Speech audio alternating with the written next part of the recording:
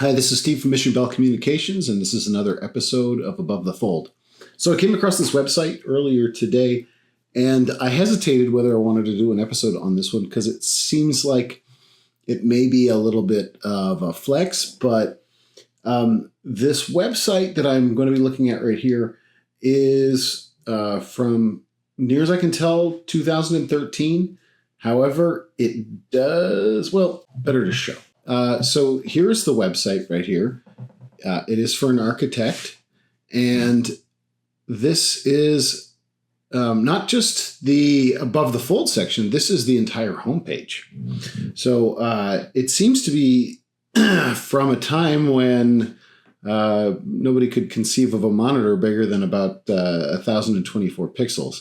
So even if I want this to kind of fill the screen, I need to bring up my browser size to like 175%. So I guess there's a lot to go on in this one.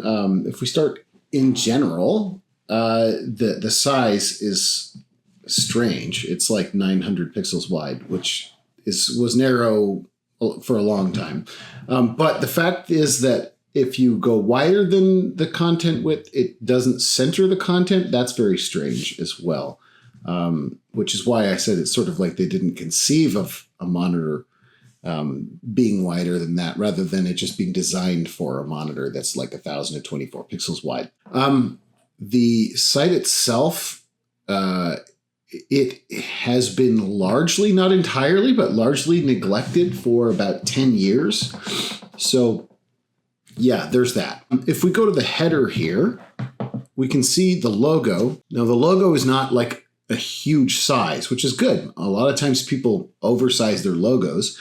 But in this case, rather than actually putting their logo up, they put the sign, like basically the graphic they used for their sign up, which includes like information like their address and their phone number, none of which is usable. It's far too small, and that text can't be read by assistive technologies or web crawlers or anything like that. So essentially, it's just a bunch of wasted space. And as in our last example, we have a top-level navigation that doesn't really make any sense. A portfolio and about, sure, but then we actually have a few like random projects. So like those could be under the portfolio, or if they're proposed projects, maybe they'd be under a top-level navigation for projects or something like that. But this is just having random stuff show up in the top-level navigation that doesn't need to be there. We need to be very choosy about what goes in our top-level navigation, and this is, I think, just putting every page in. Again, there is no clear call to action. And if we're talking in terms of the hero section, I mean, there's no text. There's no headline, there's no lead paragraph, there's no call to action, there's nothing. There's just pictures. And there's a bunch of these pictures, which isn't really helping. A few better chosen photos would be better. These are very low resolution, and they have very bad image compression. That's probably because this, looks like something that was created, 20 years ago, even though it seems to be maybe 12 years old. But anyway, okay, here we are on our redesign. You can see, starting at the header, we've taken off the extra information that was on our logo that didn't need to be there. And we've sized our logo a little more conservatively here. We have changed our top-level navigation to be a little more streamlined.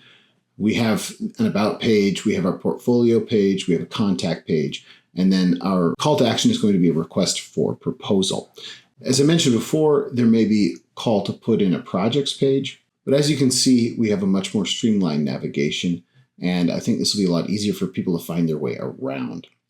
Next, we have added in a call to action. So this particular business has been around for about 40 years in the community. They're very well known.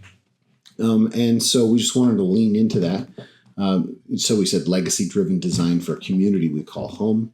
And just a little bit of information right here. And then again, we're going to repeat our call to action.